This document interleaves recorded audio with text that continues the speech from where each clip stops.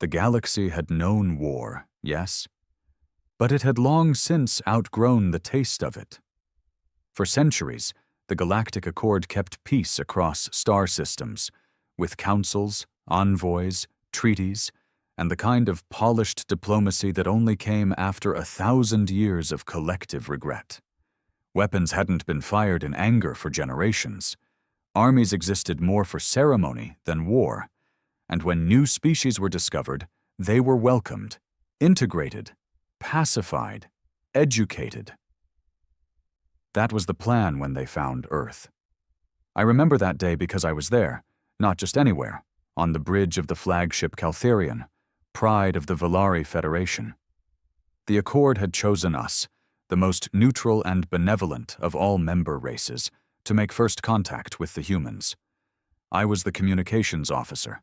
I spoke 29 languages, held degrees in xenolinguistics and first contact psychology, and I'd been trained to calm, guide, and soothe. We were all so damn proud. So full of ourselves. And then we met them. Or rather, we saw it. The human warship. It wasn't even trying to hide, not cloaked, not shielded. It hovered in high orbit over Earth like it belonged there, massive and angular, black as space itself. No decorative lights, no emissary vessels. Just a floating monster of steel and silence, bristling with weaponry, like something carved from pure hatred. We hailed it, repeatedly. No answer. We tried every known frequency, every dialect, even mathematics. Static. Then, finally, a voice came through. Just one. Male, cold, flat, human. You've crossed the line. This is your only warning. That was it. No name, no greeting, no protocol, just that dead tone, like we weren't diplomats, like we were pests. We scrambled to translate, thinking maybe it was a threat lost in nuance. Maybe humans were primitive. Maybe they didn't understand galactic law. We were so wrong. High Commander Irathian, smug bastard that he was, ordered a show of strength, a warning volley, just plasma bursts across their bow, not even close to hitting the warship. It was standard first contact procedure for lesser species. We didn't know humans had wiped out 3 of their own cities in one war just to prove a point. The human ship didn't fire back. Not at first. Instead, the voice came again. Same coldness, same total lack of emotion. You fired on sovereign Earth space. You will be silenced. Irathian laughed, actually laughed on the bridge. Empty threats, he muttered. They've barely left their solar system. That's when everything changed. In less than 6 seconds, the Caltherian was split in half. I didn't even see the weapon. 1 second I was standing next to the commander, and the next I was lying on the floor with the bridge lights flickering and alarms screaming. The ship's core was gone. Entire decks vanished. No shields had gone up. No countermeasures triggered. It was like the universe itself had blinked, and half our crew had disappeared with it. Through the smoke and fire, I crawled to my console. The communications board was fried. My ears rang. Blood dripped from my forehead. I could barely hear, but I saw the screen light up again. The human voice returned. Still calm. Still deadly. The Accord is null. Earth answers to no council. We are not your children. If you send another ship, we will burn the stars you came from. And then, nothing. No signal. No trace. The warship turned, descended into Earth's atmosphere like a ghost, and vanished behind the clouds. I survived. Just barely. Emergency pods picked up less than 10% of the crew. We drifted in shock until rescue teams found us, orbiting a broken husk of what had once been our finest vessel. The Galactic Council declared it a tragedy. They tried to frame it as a misunderstanding, said the humans must have been startled by our arrival. But I know better.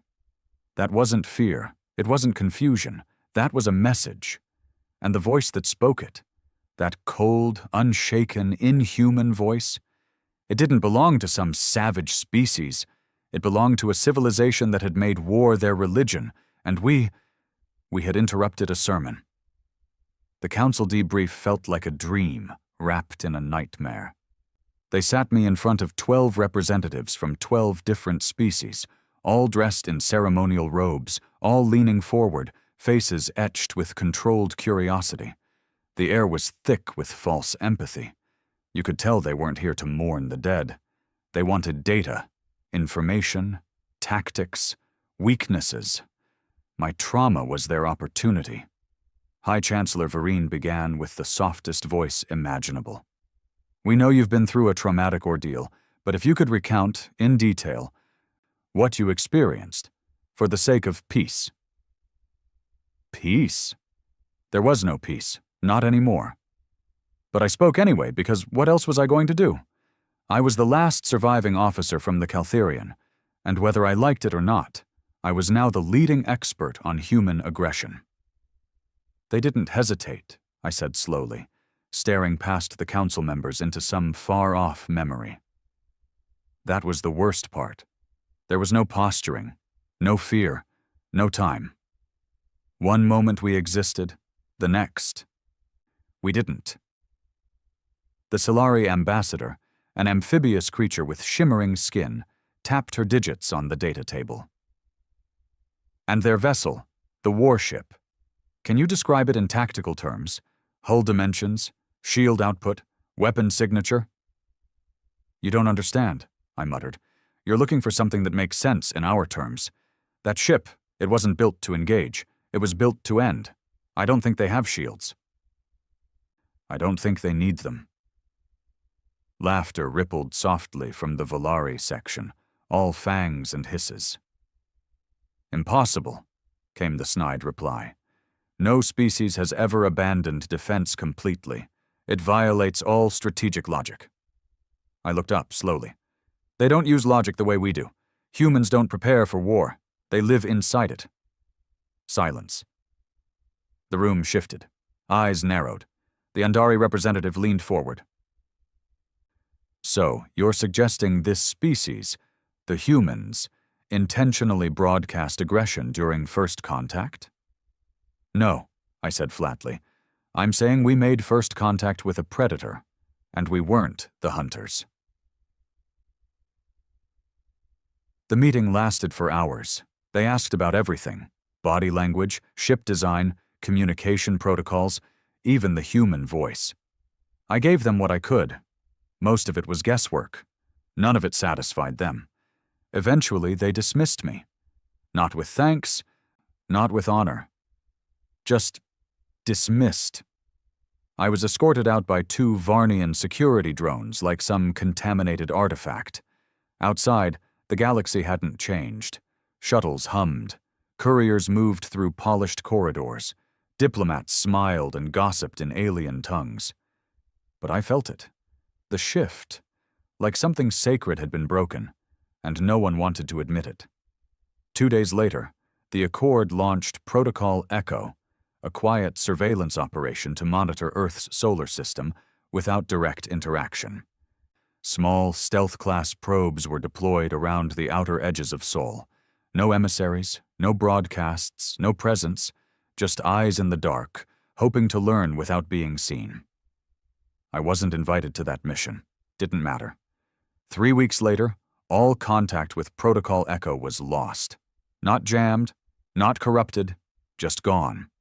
No wreckage, no distress calls, no sensor trails.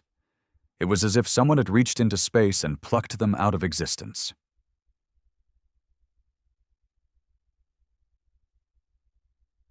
After that, fear finally settled in.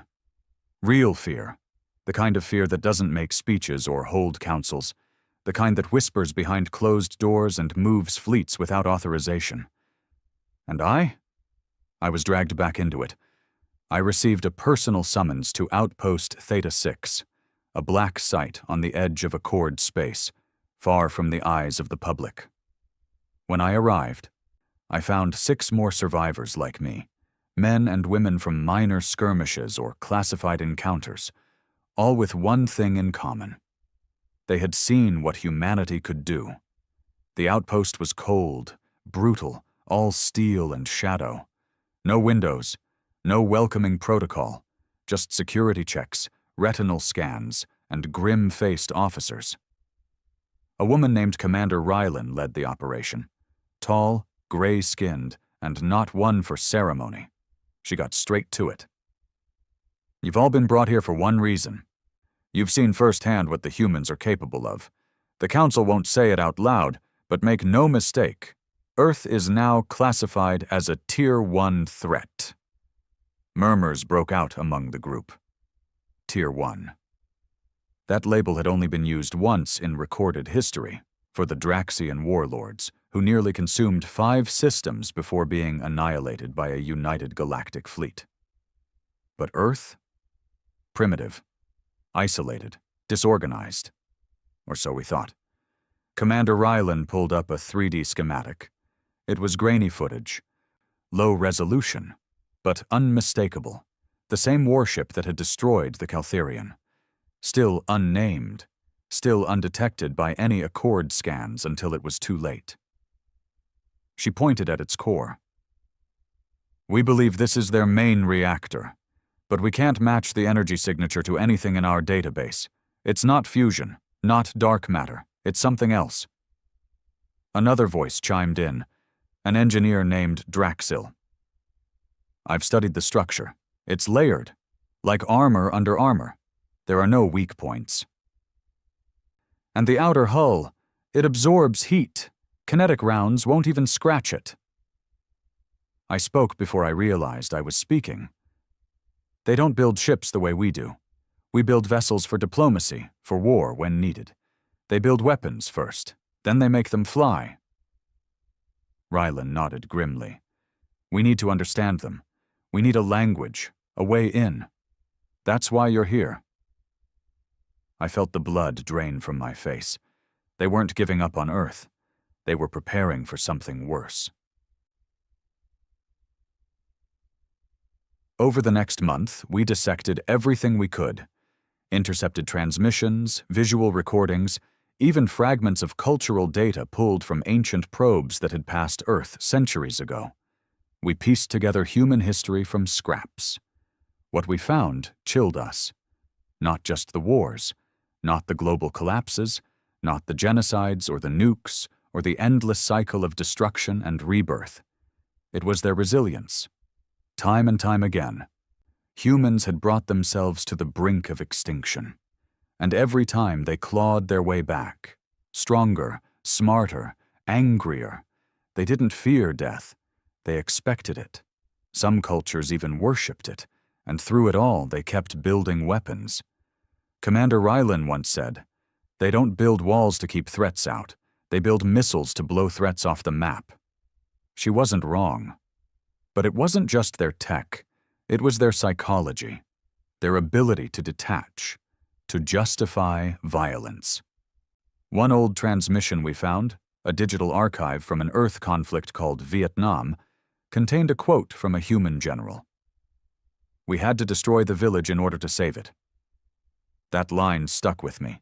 It burned in my skull. Because that wasn't madness, not to them. That was logic. That was human logic.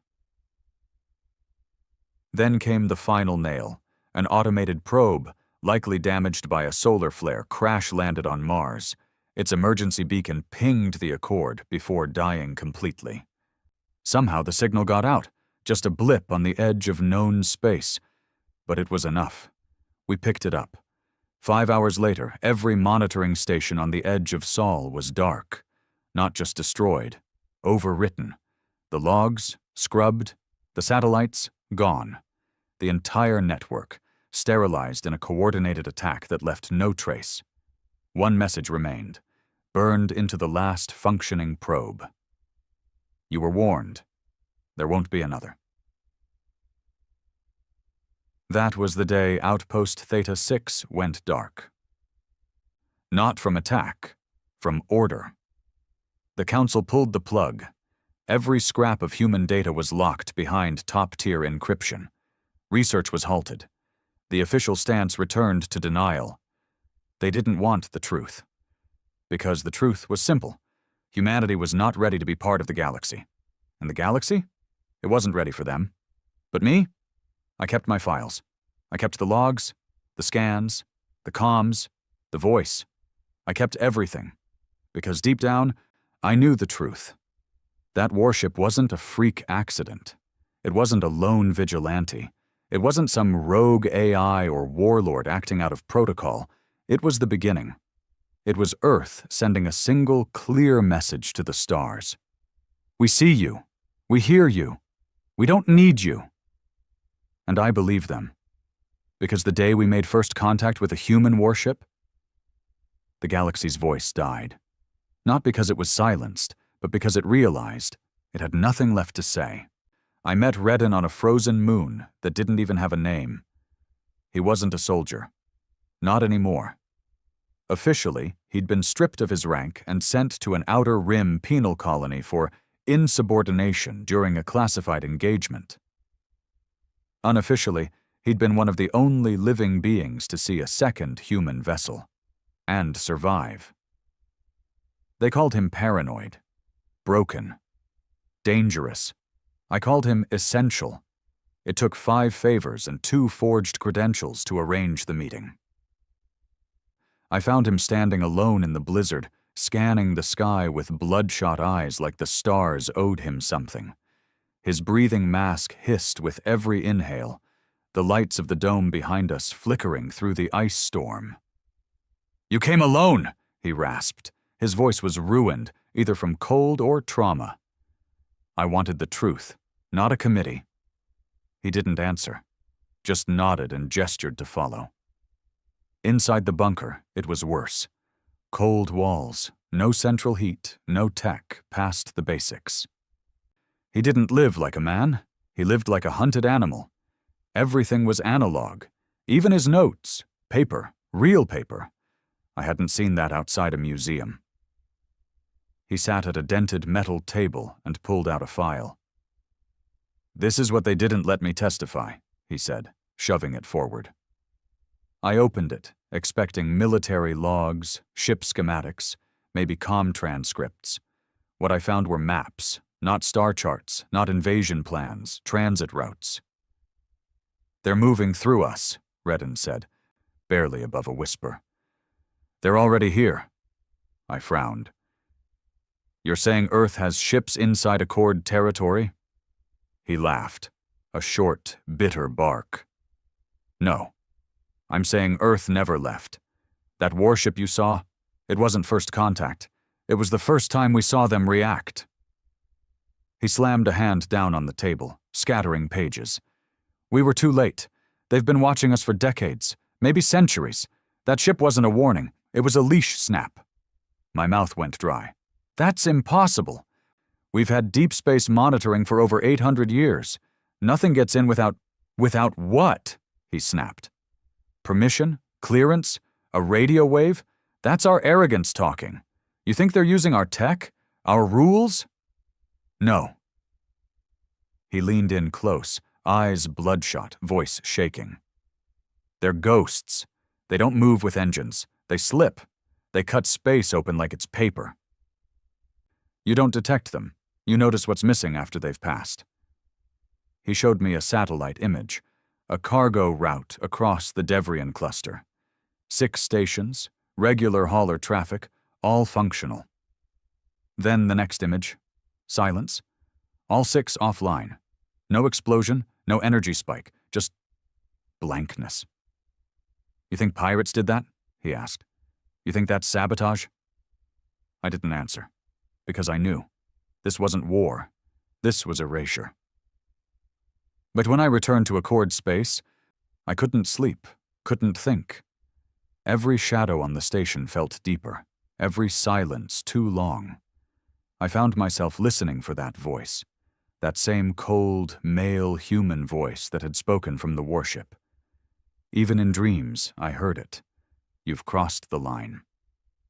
The council labeled Redden a madman, of course. His theories were sealed, his maps discredited.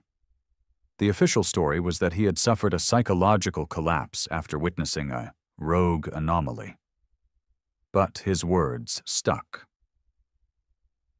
They don't need a fleet to conquer us, they just need time.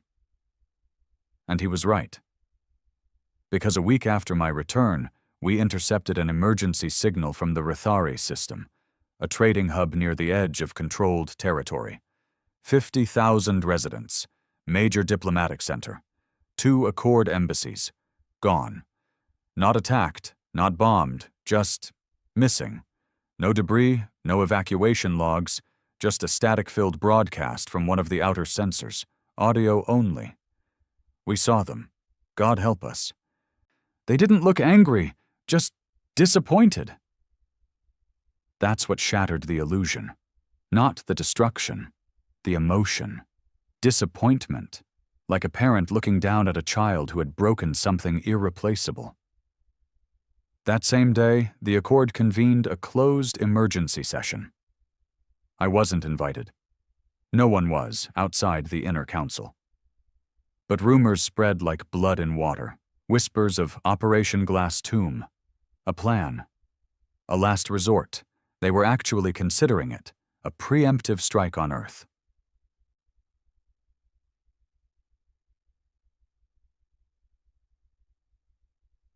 I met with Rylan again, this time in secret. She looked older, more tired. Her uniform didn't fit right anymore, like it belonged to a version of herself she'd outlived. "They're going to do it," she said. "They're going to strike the cradle." I shook my head. "They'll start a war we can't finish. They think we already have." She paused, then slid something across the table. A data chip. I frowned. "What's this?" Her voice dropped to a whisper. "Intercepted human signal. Not from Earth, from inside Accord territory. You'll want to hear it." I plugged it into my portable console. Static. Then a faint hum. Then a voice, male, firm, clear. Not the Warship, someone else. "Begin extraction. No survivors. Wipe the record. Phase 3 initiates in 8 cycles." I looked up. Rylan just stared at the table. "They're not reacting to us," she said. "They're cleaning up." "What is Phase 3? She didn't answer, didn't have to. Because in that moment, I understood something that chilled me more than the Warship ever did. Earth hadn't launched an invasion. They'd launched a test. And we failed. I left that meeting with a weight I couldn't name. My hands shook. My thoughts looped like static. I needed proof. Something undeniable. So I did what no one else dared. I returned to the wreckage of the Caltharian. The ship was still floating in restricted space, monitored by drones, off-limits to all personnel. I faked my credentials, hijacked a salvage pod, and docked in the remains of the lower deck. Cold, silent, haunted. I moved through the wreckage, suit lights flickering across blackened walls. The scars of that single blast still marred everything. Melted corridors, crushed steel, vaporized bulkheads. And there, in what remained of the communications chamber, I found it. A black box, undamaged, hidden under a collapsed beam. I extracted it, plugged it into my portable system, and activated the final recorded audio before the destruction. Not a council log, not a crew broadcast. A voice, his voice, the human warship. "Observation complete. Target vessel demonstrated hostility. Response executed at minimal force. No further action required. Awaiting confirmation from Sovereign Authority Earth Command." The file timestamp? 3 days before the Caltharian ever fired a warning shot. That's when my blood froze. They knew we were coming. Not just Earth, all of us. And they hadn't panicked. They hadn't scrambled. They'd waited. I left the wreckage with the black box hidden in a radiation-safe compartment. I transmitted the file to Rylan through a secure relay. Her response came in a single line of text. "We're not preparing for war. We're already inside the kill box." The next day, she vanished. Her records deleted, her station reassigned. No official trace, just a message on a dead frequency. They warned us. We didn't listen. Now, we die in silence. I no longer trust the Accord. Not the Council, not the commands, not the systems. The people in charge are clinging to an illusion of control, too proud to admit the obvious. We are outmatched. Not just in technology, not just in strategy, in understanding. We thought Earth would join the galaxy. Instead, they looked at what we were, what we stood for, and they chose to stand alone. They built their silence into a weapon. And now that weapon moves among us. The galaxy's voice didn't just die, it was replaced with something colder, smarter, and deeply, terrifyingly human. He went by the name Marcus Hale, but that wasn't his real name. Of that, I was certain. His face looked human enough. Eyes like cooled steel, expression unreadable. He walked with the quiet confidence of a man who never questioned his place in the world. No wasted movement, no idle breath. The kind of stillness that screamed predator. I met him in the underlevels of Talveth Station, a hub that serviced trade ships and black market couriers in the unaligned zones, a place where the Accord's eye blinked often conveniently. That night, I wasn't on official business. I wasn't wearing a uniform or carrying ID. I came alone, as instructed. I found him sitting in a booth made of carbon-reinforced alloy, facing away from the entrance, sipping something that smelled like raw fuel. He didn't look up as I approached. "You're early," he said. His accent was faint, earth-based but polished, controlled. I sat across from him, trying to ignore the way my instincts screamed. Every part of me felt exposed. "I wasn't sure you'd show." He finally met my gaze. "I wouldn't miss this," he said. "Not often I get to speak with someone who's seen one of our warships up close." I didn't know how to respond to that. The casualness of it. Like he'd said weather instead of warship. "I came for answers," I said, voice low. Marcus leaned back. "No, you came for hope, but you already know that's a dead currency." I studied him. No fear, no bluster, just calm dominance. Everything about him felt wrong, not alien, but sharper, like a mirror with the edges still razor sharp. "You're not here on behalf of Earth's government," I said carefully. He smiled. "There is no Earth government, not anymore."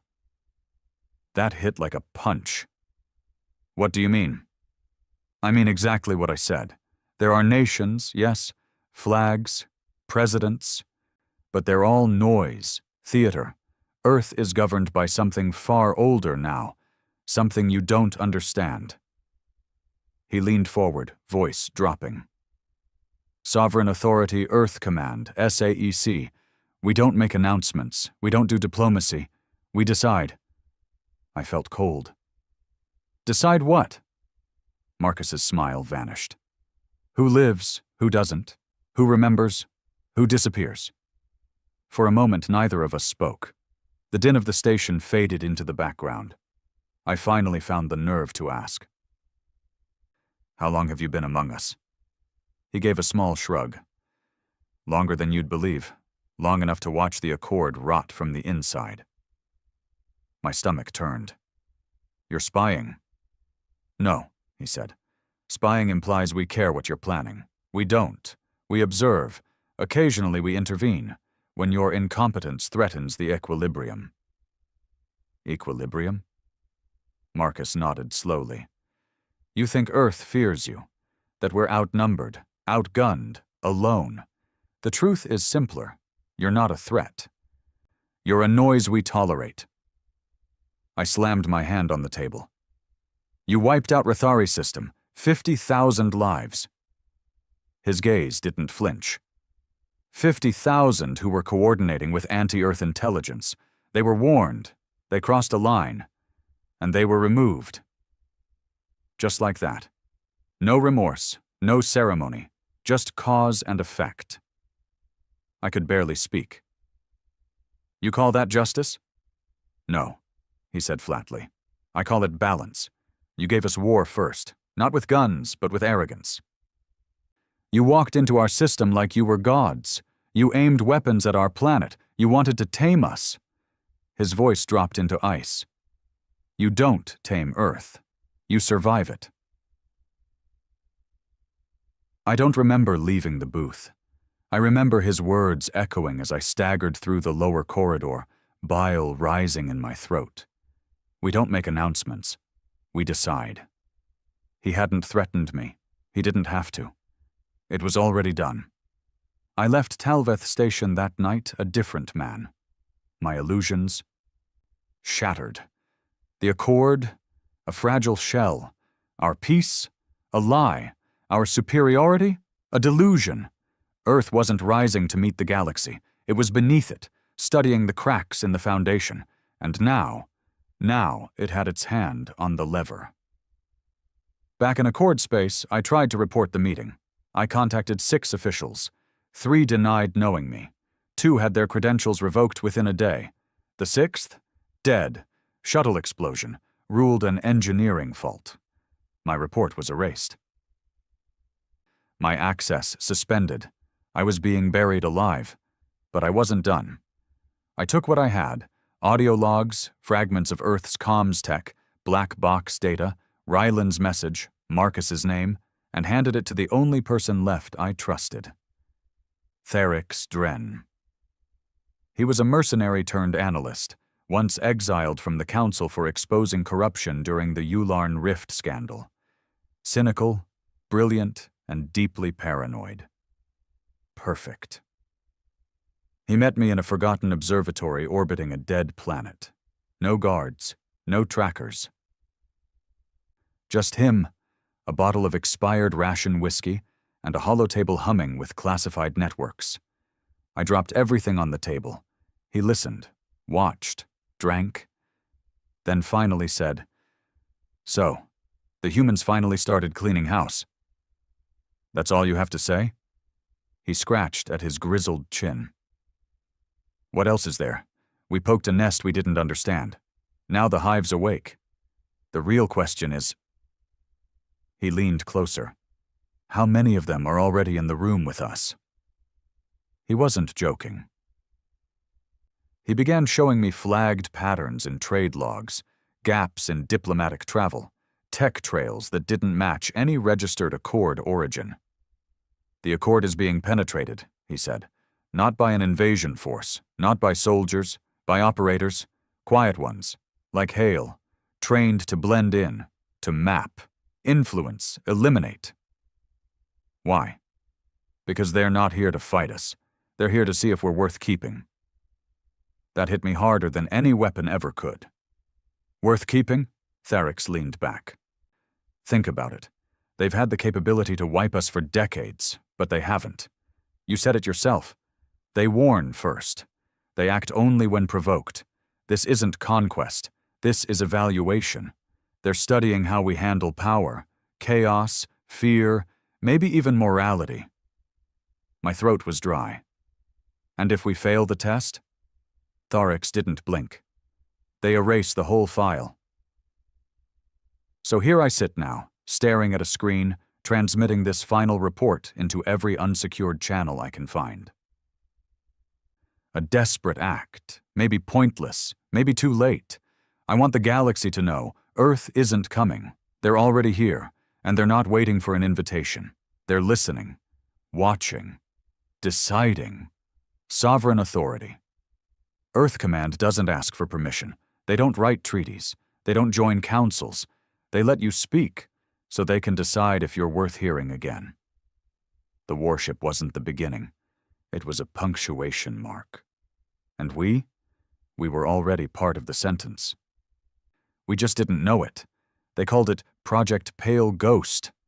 Off the books, unauthorized, entirely suicidal. It was a whisper passed between command outcasts and ex-military ghosts, people like me, people who had stared into the abyss of Earth's war machines and walked away hollow. The official Accord stance was that no reconnaissance flights were to enter the Sol system, and certainly not land on anything inside it, especially not the moon. But what made Project Pale Ghost more than just another suicidal rumor was a data leak, a snapshot, one image, pulled from an old probe launched before the Accord had ever known Earth existed, a crater on the far side of Earth's moon. But not just rock, symmetry, clean lines, artificial angles. Buried beneath the dust and silence was structure, not human-made in appearance, not primitive, not crude, but unmistakably engineered, hidden under 200 meters of regolith and time. And someone had left a beacon. It pulsed once every 7 hours, barely enough to register on deep space comms, but enough to send a message. Active, listening, logged. That last word chilled me the most. Logged. Whatever was under the surface of Earth's moon wasn't dead tech. It was observing. I didn't go alone. You don't take on something like this solo unless you're desperate or insane, or both. There were 4 of us. Narek, a former pilot who'd flown deep cover raids during the Varnus collapse, half his skull replaced with alloy, eyes that could see light we didn't even have words for. Evren, demolition specialist. Quiet, steady hands. Rumor was he once defused a planet-killer warhead while bleeding out from a gut wound. Yulo, a defector from the Council's Cyber Intelligence Corps. She could break a military firewall with a spoon and an old wire. And then there was me, the broken diplomat who had once stood on the Caltherian's bridge and watched his future die in fire. We called ourselves the Pale Team, more as a joke than anything else. There was nothing official, nothing coordinated, just a ship too old to track and 4 people too haunted to sleep at night. We launched from a dead zone beyond Accord sensors, cut all live transmissions, and coasted dark into the Sol system. The moment we crossed the heliopause, every system on our ship flickered. Narek cursed. Something scanning us. But nothing pinged. No signal. No retaliation. Just a presence. We were being watched. Not like prey, more like data. It took us 18 hours to reach Earth's orbit, and there she was. The cradle. Blue. Cloud-wrapped. Beautiful in the most terrifying way imaginable. We didn't get close. The orders were clear. Go to the moon, stay off Earth. We didn't need a second reminder. Just being this close made our skin crawl. We slingshotted into the moon's shadow side, cutting engines, moving in silence. No lights, no beacons, pure ghost mode. Then we saw the crater. It wasn't natural. Perfect circular symmetry, smooth as glass. And at its heart, a faint geometric shape, a hexagonal hatch, half buried in lunar dust. Yulo was the first to speak. That's not human, Evren shrugged. Doesn't mean it's not theirs. We landed 30 meters from the edge. The dust didn't move right. No gravity flutter, just settled stillness, like the moon itself was holding its breath. Narek and I descended into the crater first. The hatch was sealed. No ports, no panels, but it radiated faint heat, impossible in the lunar cold. Yulo scanned it. This thing's not metal. It's something else. Can you breach it? I asked. She gave me a grim look. Give me 10 minutes. Or a eulogy. Evren helped her rig a silent charge, one designed to slice more than blast. While we waited, I stood at the edge of the hatch, staring at it. It felt old, not just ancient, but watchful. Then the hatch opened. Not from the charge, from the inside. Yulo hadn't even touched the detonator. We stepped back, weapons drawn. The soundless seal slid away like paper, revealing a narrow tunnel spiraling downward in perfect symmetry. No lights, no sounds. Just a single glyph above the passage. Entry authorized. One only. The others turned to me. Narek muttered, Looks like it wants you. I didn't argue. I entered alone. The passage curved downward, smooth and seamless. No seams, no vibration. It was like walking into a thought made solid. The deeper I went, the more I felt it, something in my head, like someone gently tapping at the edges of my memory. Then came the voice, male, calm, familiar. You were present at first contact. This unit recognizes you. I stopped cold. Who are you? I am Interface Unit 4, Station, Moon Relay Observation Node. A pause. Earth designated, the listening tomb. I shivered. How long have you been here? This node has observed 1,273 galactic cycles, awaiting directive validation. That's over 13,000 years. Older than the Accord, older than almost every species in the Council. And yet, this thing had been sitting in Earth's moon, watching, listening, logging. What is your purpose? I asked. To evaluate emergent species for galactic integration potential. Conclusion: Earth is unsuitable for integration. My stomach twisted. Why? Silence. Then, Earth displays traits incompatible with Accord doctrine: autonomy, unpredictability, emotional volatility, high risk of systemic disruption. Therefore, observe only. Do not engage. Allow Earth to evolve along independent path. If approached aggressively by external actors, initiate defense directive. I froze. This wasn't Earth's creation. This wasn't even human. You're not one of them, I whispered. Correct. Origin: unnamed precursor race. Directive assumed by local authority. Sovereign Authority Earth Command. It hit me like a tidal wave. ESEC hadn't built the listening tomb. They'd inherited it. They found it, claimed it, took over its purpose, then bent it into something that suited them. Earth wasn't just surviving. They were rising from the bones of a forgotten god. What is your current status? I asked. Directive active. Observation concluded. Judgment rendered. Contact denied. Containment authorized. I staggered backward. Judgment rendered. They weren't just watching us now. They had made their decision. I climbed back up to the surface, shaking, lungs tight. The others looked at me, eyes questioning. What's down there?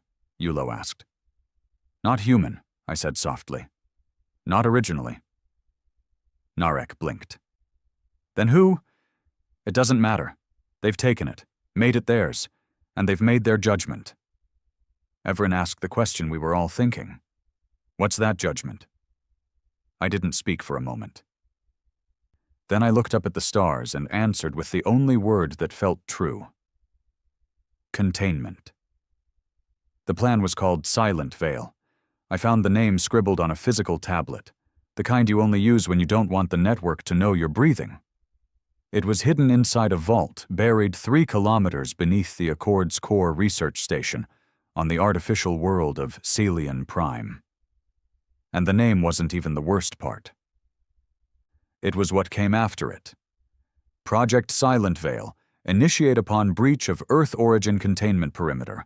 Objective, nullify Sol. Not Earth, not its ships, not its leaders, the entire system. It wasn't war, it was isolation through annihilation. I wasn't supposed to be there. The Council had revoked my clearance months ago, ever since I started speaking openly about the listening tomb and the human warship. But you learn how to get around things when you're no longer afraid of consequences. I stole a salvage crew's ID, blackmailed a station clerk who owed favors to a dead spy, and rode a maintenance skiff through the back-end cargo channels into Celian Prime's underbelly. The place smelled like ammonia and copper. Thousands of drones zipped through vertical tunnels, scanning inventory, shuttling components. The deeper I went, the more things changed. From commercial operations to defense-grade research labs, locked doors, genetic scanners, anti-personnel turrets hanging from ceilings like metal spiders. Eventually, I found Director Mayan. She wasn't military. She didn't wear a uniform or carry a weapon. Just a pale green coat and a tired look in her eyes, the kind that only comes from watching good plans die slowly. She saw me and didn't scream, didn't panic. She just sighed. I wondered how long it would take you to find this place. You knew I'd come? Of course, she said. You're the only idiot left who still thinks truth matters. I didn't bother responding. Instead, I dropped the chip from the listening tomb onto the table between us. The audio pulsed once. Judgment rendered. Containment authorized. Her fingers twitched. So she knew. You've heard it, I said. I've heard worse, she muttered, then tapped her console. A wall lit up with 3D projections, Earth's orbital layout, hypothetical fleet routes, and something else, the containment lattice grid.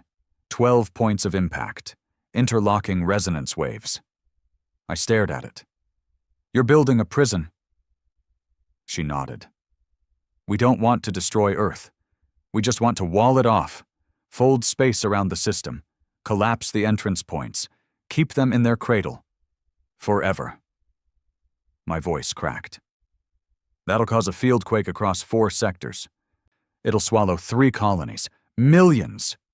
We'll be relocated, she interrupted. Temporarily. You're insane. No, she said, voice flat. We're cornered. She showed me the numbers, because of course she did. People like her always do. They think showing you data makes murder sound reasonable. This isn't just about Earth's fleet or their command structure. It's about how fast they're spreading, how deep. She pulled up charts, surveillance clips, asset loss reports. In the last 6 months alone, 23 deep space trade routes have gone silent. 16 recon vessels vanished. And do you know what we recovered from the last site? She tapped a button. A static-filled video flickered onto the screen. A human face. Male. Expression calm. Speaking slowly. You were warned. Now you're being forgotten. The feed cut to black. That wasn't a drone, she whispered. That was a person. We ran facial structure analysis. He's not even enhanced. Just efficient. I closed my eyes. They're everywhere, aren't they? She nodded. They don't need armies. They've built a network inside ours. Quiet, fast, clinical. We don't even see the blade until our throat's gone. I looked at the silent veil schematic again. The 12 lattice points weren't just theoretical. They were preloaded. Coordinates already locked. Weapons already fueled. Who else knows? I asked. Only 3 on the council, she said.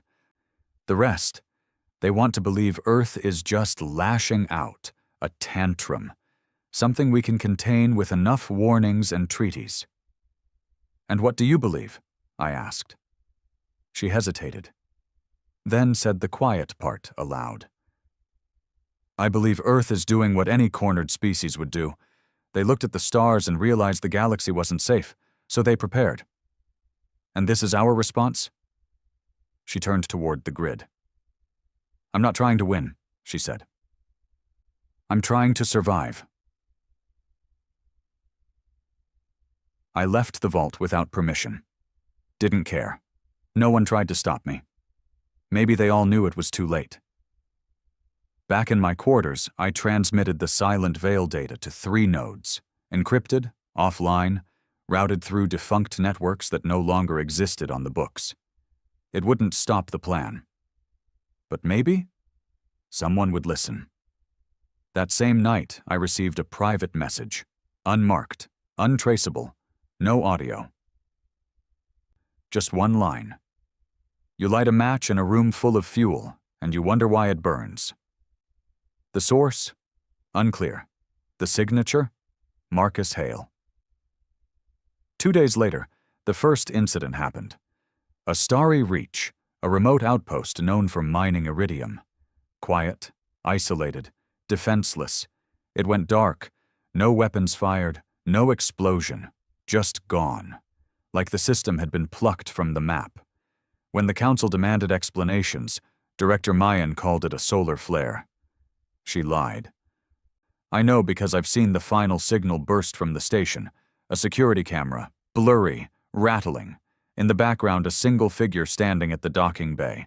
Not armored, not disguised, just a man in black holding nothing, staring up at the camera. Then, "Containment is mutual." Cut to black. Here's what terrifies me most. We keep calling Earth primitive, emotional, reckless. But what if none of that's true anymore? What if that was their past? And now we're facing something post-human. Not gods, not machines, just will. A species that stopped asking for a seat at the table and started flipping the table over when no one listened. They don't want to rule the galaxy, they want to end the conversation. And we handed them the microphone.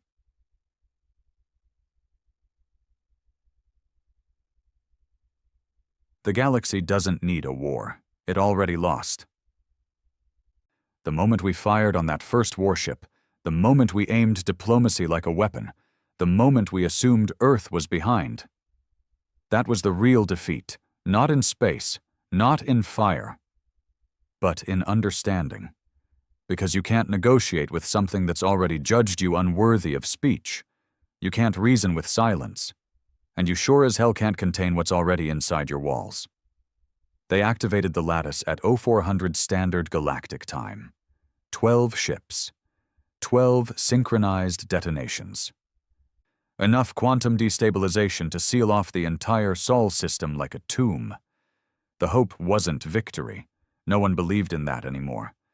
The hope was silence. Permanent, unbreachable silence. A galaxy without Earth.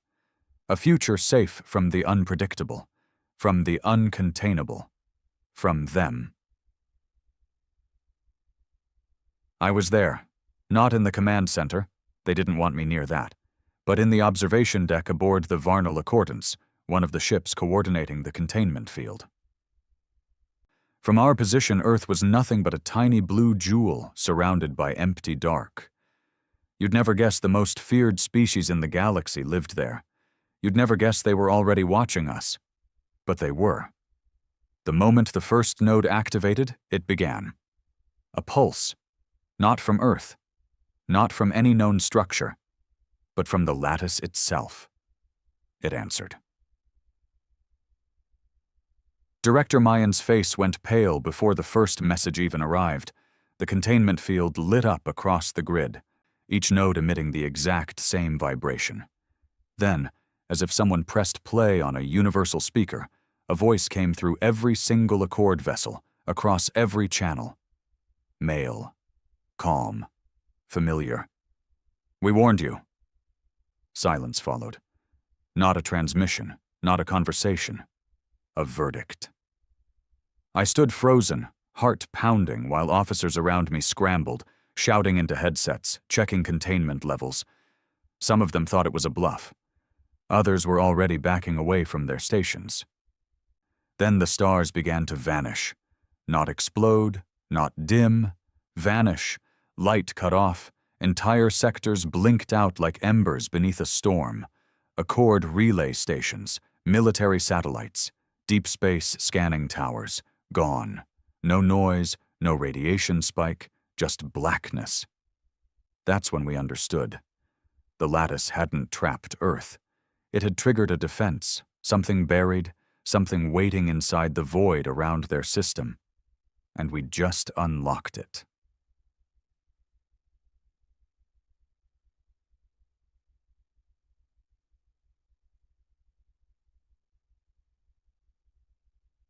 The Varnal Accordance shuddered. Lights flickered. Atmosphere pressure dropped 2 degrees in under 3 seconds. Not a system failure. A response. Mayan's voice came over the ship-wide broadcast, tight with barely contained fear. "Shut it down.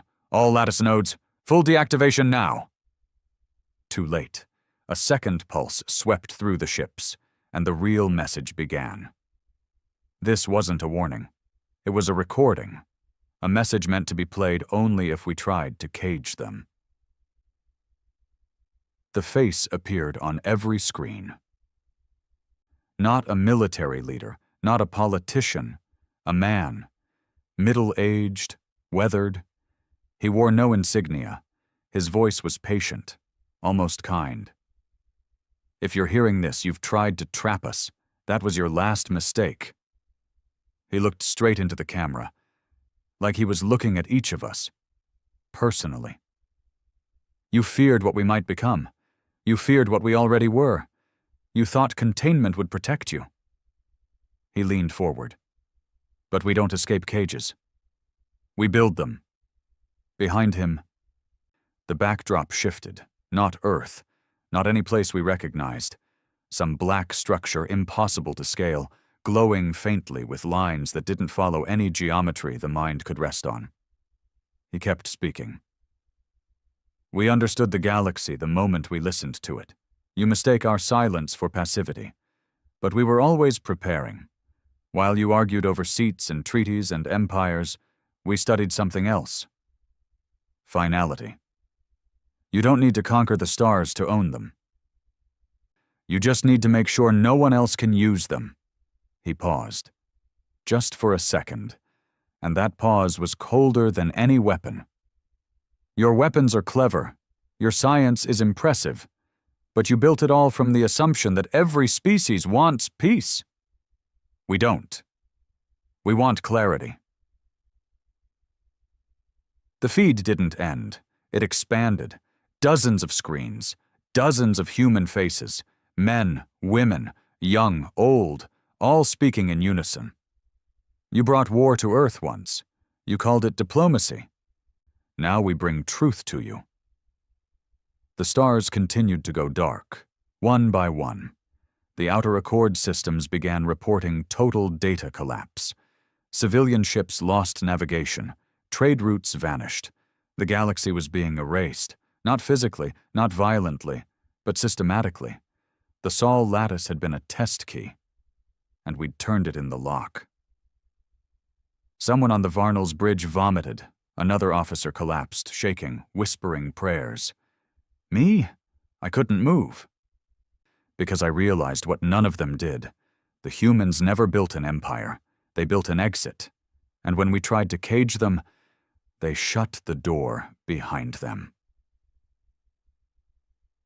The final part of the message played on every remaining screen, every surviving transmission node. We will not retaliate. We do not seek destruction. But you are no longer required. Your voice is removed from the table. Your systems will remain intact. Your people will live. But you will no longer be seen. You will no longer see us. Your galaxy ends here. And just like that, the stars were gone, not destroyed, withdrawn. When I woke up, we were adrift. The ship's lights were low, gravity restored only through local stabilizers. Communications, dead.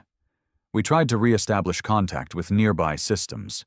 Nothing, not even static. Silence. Across the galaxy, the same story played out. Outposts still had air, still had light, still had power. But the network was severed. There were no more updates from Earth, no more sightings, no more threats, and no more hope. I don't know how long it's been now. Days? Weeks? Time feels slower. The stars are back. Most of them, at least. But something's changed. Their positions aren't quite the same. Deep space scans show anomalies we don't have names for. Like the map has been folded. Like the galaxy has been moved. Some say Earth sealed itself away forever. Some say it ascended into another plane using tech we can't even begin to name. But I know the truth. They're not gone. They're just done with us.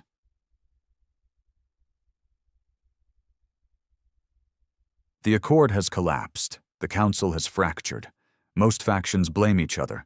Some demand retaliation, though no one knows where to send it. Others are begging for a second chance. But Earth isn't listening. They never were. They were recording, waiting. And when the final test came, they passed. We failed. I spend most nights now staring at the sky, not looking for Earth, looking for what comes after. Because if humans were the last species to rise, what did they become? What happens to a civilization that prepares for war, wins it, and then walks away? What do they dream of next? And when they finally look back at us, will they remember? Or will we be nothing more than a footnote in a dead language? His name was Tavran Merrick, once a decorated fleet commander in the Accord's Outer Systems Navy, a tactician, a patriot, a man who once believed the Accord was the galaxy's highest ideal. Now he was its last whisper. He didn't wear a uniform anymore, didn't carry a flag, didn't serve anyone. He sat alone in a stolen interceptor ship no bigger than a passenger shuttle, drifting just beyond the edge of what used to be known as the Sol quarantine boundary. Except now, there was no boundary. Just space. Still. Silent. Watching. The stars here were wrong. They gleamed in the wrong places like they'd been reassembled by hands that didn't care about old maps. Even his vessel's AI, once a confident, chatty voice, had stopped trying to measure the anomaly. There were no markers, no known coordinates, no sign of Earth. Just a directionless void, humming faintly with something alive. Tavran had come here to ask a question no one else would, not to provoke, not to plead, but because deep down, through all the lies and arrogance and war, there was one truth he couldn't escape.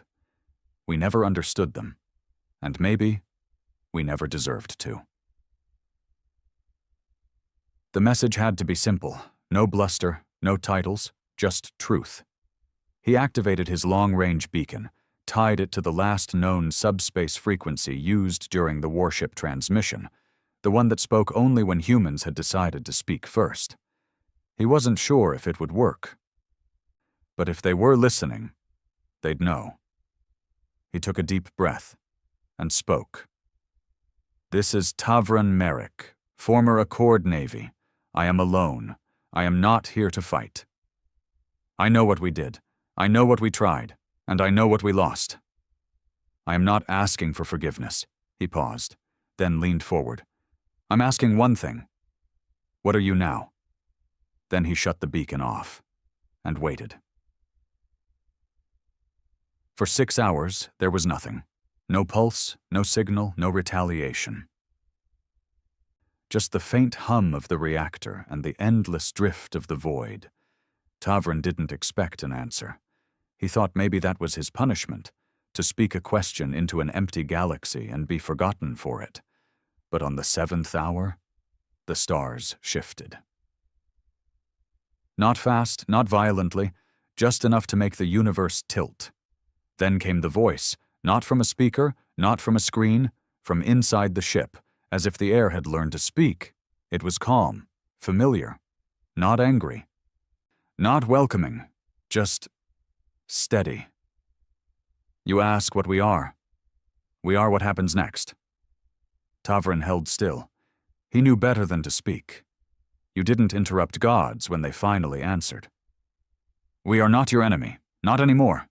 You were never capable of that role. You were our mirror. We needed to see what we could become if we listened too long."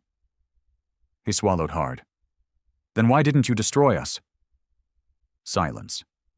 Then, "Because extinction is simple. We evolved past it. You built empires. We built memory. You built doctrine. We built judgment. You needed laws. We needed limits." Another pause, longer. He waited. "We watched you try to trap us. We knew you would. We let you. And now you've seen what we let sleep. That was the purpose." Tavran leaned forward, whispering. "Purpose for what?" "For departure." The stars shifted again. One by one, a faint glow appeared outside his ship. Not ships, not lights. Structures. Massive, angular, almost invisible against the void, like something hiding between layers of reality. They hummed without vibration, pulsed without movement. He could barely look at them without his eyes watering. They weren't weapons. They were tools, and something was activating them. "We are leaving," that voice again. "You feared we would conquer your galaxy. We won't. We outgrew it." Tavron's hands trembled. "You're abandoning us." "No. We are releasing you. Your galaxy is yours again, unguarded, unmeasured. You will remember us, or you won't. It no longer matters." A sound filled the ship. Not a boom, not a screech, but a deep, echoing note, like the vibration of a universe preparing to close its book. The void ahead fractured, not like glass, but like logic breaking. A fold formed, a tunnel of nothingness wrapped in starlight, and the structures began moving into it, slowly, like kings marching into a tomb they built themselves. Tavron gasped. "You're leaving this universe. We have no use for repetition. You will remain. And your silence will protect you better than your weapons ever did." The final structure passed into the fold. Only one light remained, a small floating prism of gold and black, just meters from Tavron's ship. It pulsed once. "We leave behind no dominion, no rule, no warning. Only this." The prism beamed a data stream into his ship. It was massive. It held no weapons, no blueprints, no threats, just one single file. "This is your memory of us. Use it well." And then, silence.